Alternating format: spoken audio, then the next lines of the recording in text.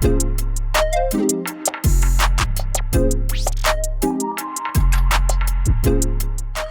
going on YouTube? It's your favorite Chinese barber, Barber Jase, back with another video. Hope you guys are having a great day. If you follow me on Instagram, guys, you know we had to do this one. I got my boy Big Akiar fan in the chair, and yes, we had to bless him with a fire trim for YouTube. So starting off the trim, taking the top down to a number 6. As you guys can tell, I like to cut the top first, whether it's a scissor cut or just taking it down with the clippers. This makes it easier for me when I'm doing my clip work, as it gives me an idea on how the top is actually going to look, and I can just blend it straight into the top. When cutting the top down with your clippers, make sure you go against the growth, especially around the crown. You're going to have to go all different directions. When you're done with the top, make sure you de-hair your client. I like to do this after every single step.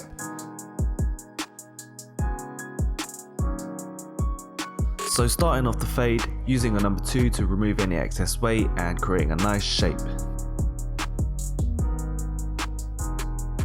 Now inserting the placement line using the Andes Supras with the outliner blade.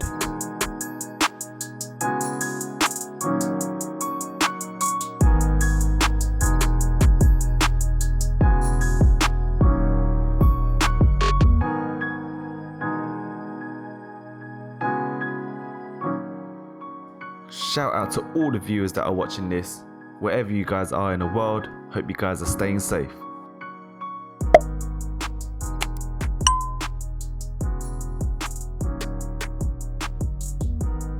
Now use my Babyliss trimmers to make sure it's all clean. I'm flicking out just a fraction below the line. When using the trimmers to bald out the hair, I don't really apply much pressure, I just let the weight of the clippers do the work. Especially if you've zero gap chuck trimmers and they're really sharp, you really need to be careful with the pressure.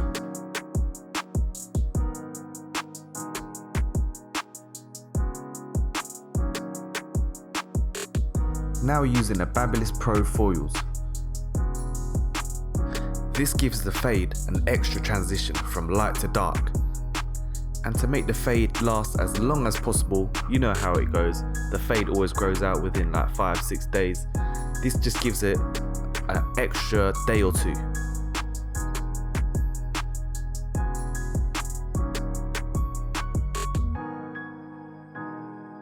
Towards the top near the placement line, sometimes you do create a line, and to get rid of that you might have to go down with the growth. Like what I'm doing now, I'm just tapping it and I'm just dragging it down. Now I'm just setting in my 0.5 guideline. I want to make sure I push it up about a centimeter all the way around, keeping it nice and parallel, and make sure it's symmetrical on both sides. Sometimes what I do, I push it up a little bit more at the back of the head. This allows me to stretch out my fade a bit more because the hair at the back is more dense. Make sure you keep your work nice and clean, so using your fade brush to clean up any excess hair after every few strokes. Now with the one open, I'm going to do the exact same thing, push it up 1 centimeter, half an inch, and we're going to use that as another guideline. By making guidelines around the head, it's going to make my work a lot more consistent and a lot more even throughout. It's also going to make it easier for me when I'm doing my fade. It's going to give me a reference point for each guard, what area to engage my clippers, where to flick out, and I'll know I'm done with the guard once that line is gone. Because sometimes you can overdo it. You can go over your work so many times, you end up taking the fade higher, but if you've got a guideline, once that line is faded out, you can move on to your next guard, you're done. So now I'm just using my 2 going over my work, just to make sure above the 1 open is a 2. So now when I go in with my 1.5 guard, it's going to blend that 1 open right into the 2, that top line. Starting with the lever open, and then I gradually close it to fade out that line.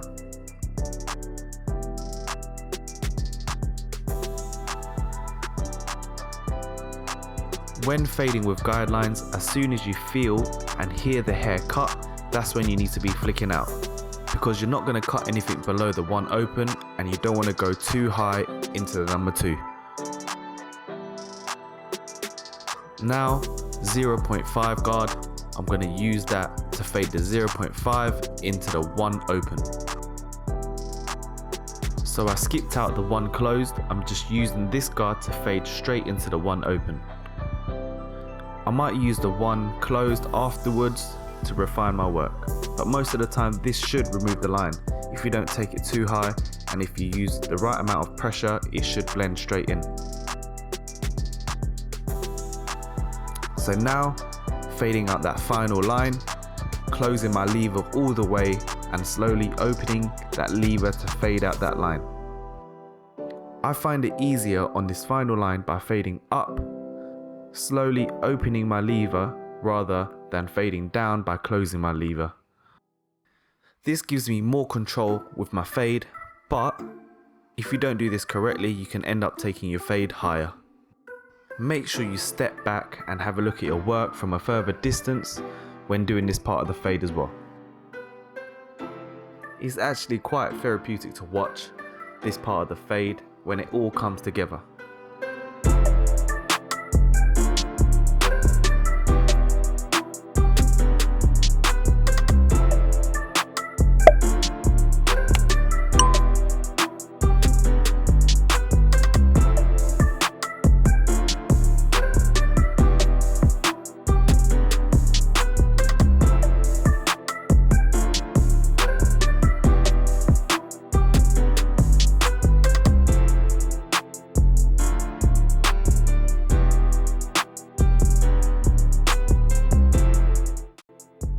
This part of the fade usually takes me the longest.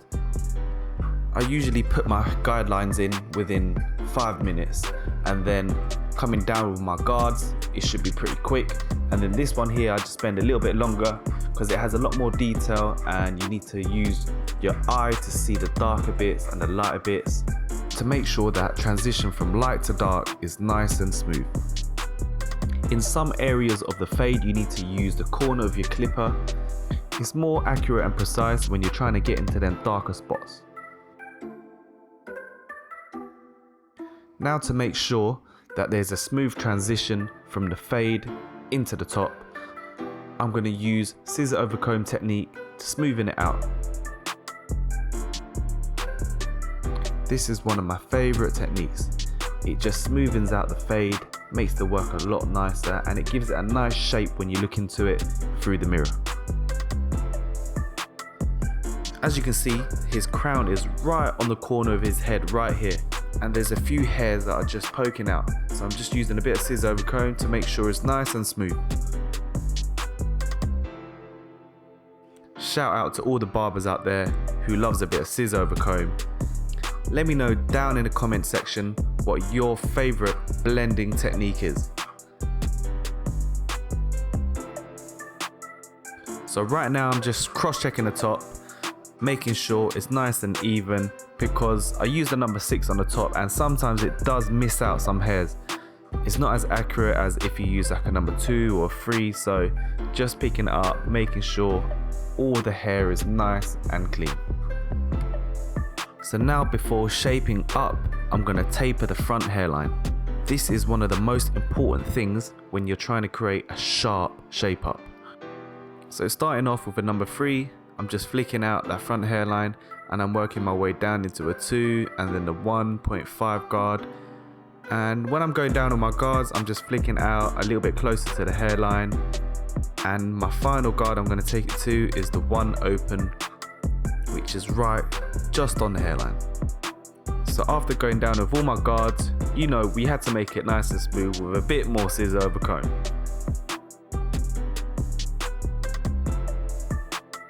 Spraying a bit of hairspray and using my hairdryer to make sure the hair is laying down nice and flat to set it up nicely for when I'm shaping it up. So starting in the middle, making a guide, I work straight across into the corners.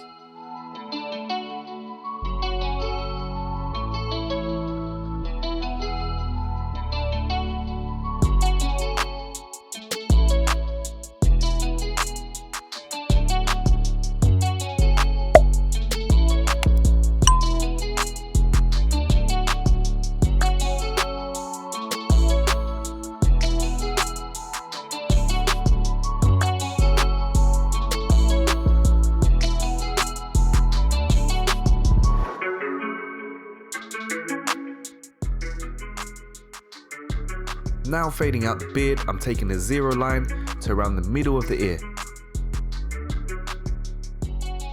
After making that line, I flick my detailers round and I flick out that line to soften it.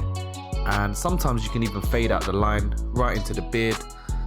And then I go into my one open and I work my way up the beard, going down with my guards. Kind of like doing a reverse fade.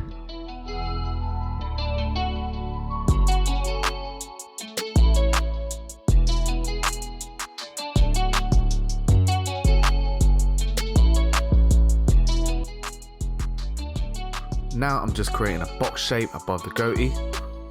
I like to stand on the left side and I come down with my trimmers. Make sure you don't take it too wide or too low. Before moving on to shaping up the tash, definitely using the gold FXs to shape up the tash, as a skeleton shape makes it a lot easier to get into them areas. Now applying some shave gel onto the hairline, where I'm going to use my razor. I put it at the back of my hand and I apply it everywhere that I need. And if I need to top it up a little bit more when I'm using my razor, I've got it right there.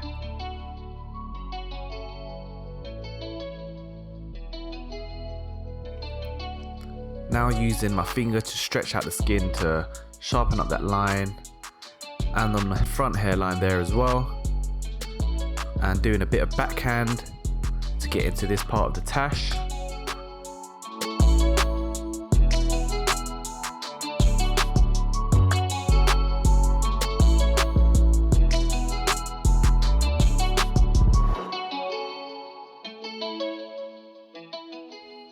When doing these areas, I rather use the back of my blade rather than the tip of my blade, as it is more easier to control and it's a lot safer.